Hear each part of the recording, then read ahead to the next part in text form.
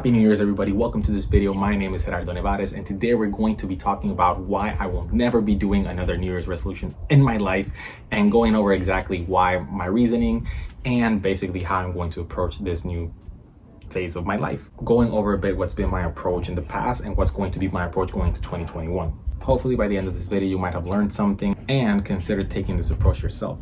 So, like probably many of you watching, I've also struggled with keeping up with my New Year's resolutions. I generally tend to leave them behind by around second week in the year.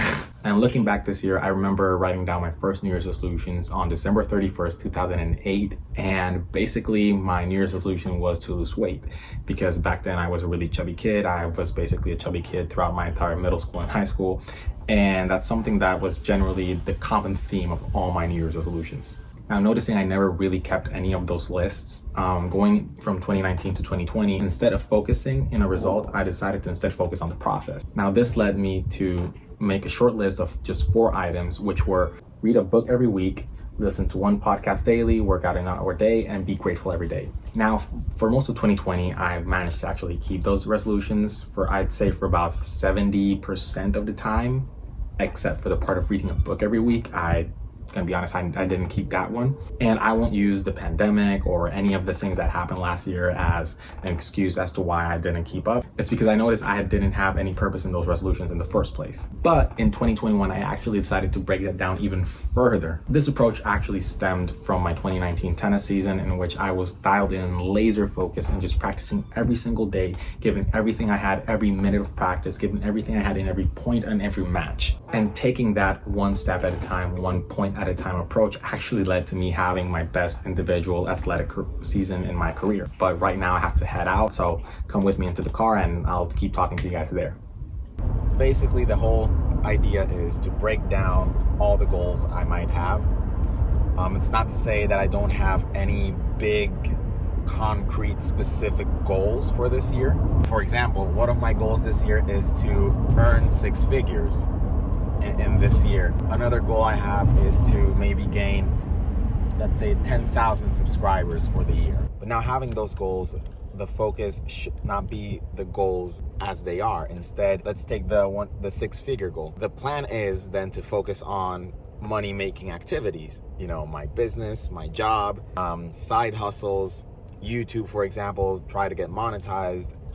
You know, all those things. For the subscriber part, you know, be consistent on YouTube, upload, you know, try to bring value to everyone that watches.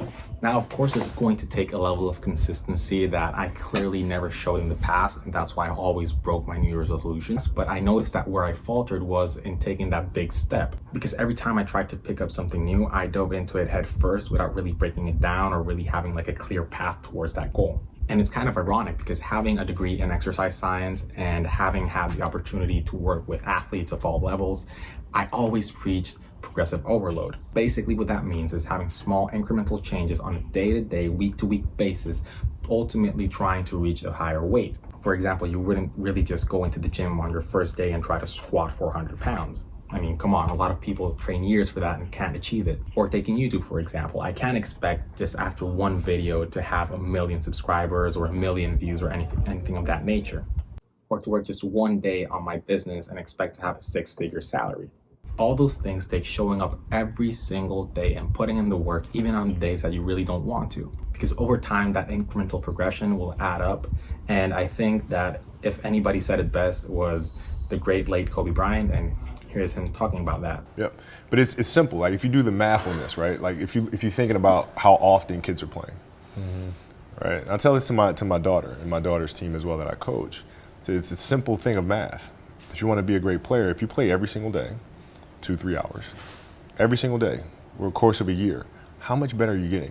Most kids will play maybe, an hour and a half, 2 days a week. Right. Do the math on that. It's not going to get it done. It's not going to get it done, right? So if you're obsessively training 2-3 hours every single day over a year, over 2 years, You're accelerating. You make quantum leaps, man. Just doing a sum. Because it's those small incremental daily changes that ultimately add up to you being successful. Something to maybe take with you. It's what me and my best friend always tell each other, which is chase that 1%. In the Japanese business culture, this has a name and it's called Kaizen, and I highly recommend that you go and actually search that. There are probably a lot of other people that can explain that a lot better than me, so I encourage you to do that. With that said, I hope you actually enjoyed this video, found something very interesting, and maybe something that you can yourself apply to your own life for this year. Please let me know what you think of my approach, and if you have any suggestion on how I should actually attack this process. And if you'd like to come along in the journey with me, please consider subscribing and maybe even sharing with a friend so they can join us both.